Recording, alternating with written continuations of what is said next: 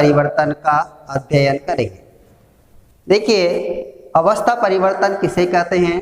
तो पदार्थ का एक अवस्था से दूसरी अवस्था में परिवर्तन को ही अवस्था परिवर्तन कहते हैं। सामान्यतः पदार्थ की 3 अवस्थाएं होती है, ठोस, द्रव, गैस, और ये परस्पर ताप व दाब के कारण परिवर्तित होती है। तो हम अवस्था परिवर्तन को एक आरेख द्वारा समझ सकते हैं। देखिए, सबसे पहले ठोस है। ठोस का द्रव में बदलना कहलाता है संगलन। इसी प्रकार द्रव का ठोस में बदलना कहलाता है जमना, जिसको फ्रीजिंग कहा जाता है, हीमन भी कह सकते हैं। अब आता है द्रव का गैस में बदलना वाष्पीकरण कहलाता है, और गैस का द्रव में बदलना संघनन कहलाता है। इसी प्रकार जब कुछ पदार्थ को सीधे गर्म करते हैं तो सीधे ही वो गैस में परिवर्तित हो जाते हैं। इस क्रिया को हम ऊर्ध्वपातन कहते हैं। ठंडा करने पर वापस ठोस में परिवर्तित हो जाते हैं। ये तो था अवस्था परिवर्तन का एक संक्षिप्त आरेख। अब देखिए, अवस्था परिवर्तन से पदार्थ के कणों पर क्या प्रभाव पड़ता है।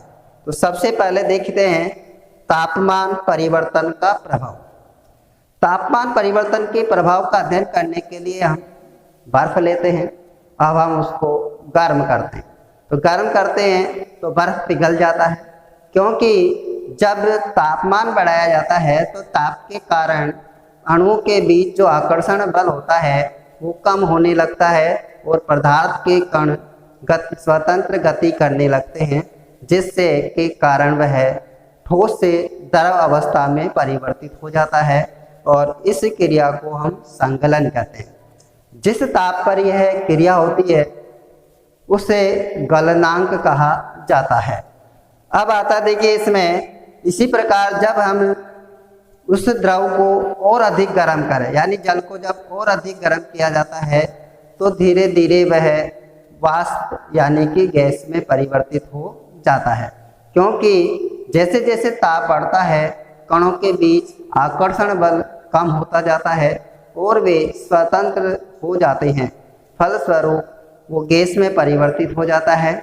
तो द्रव का गैस में बदलना जो है वाष्पीकरण कहलाता है, और जिस ताप पर यह क्रिया होती है उसे क्वथनांक कहते हैं।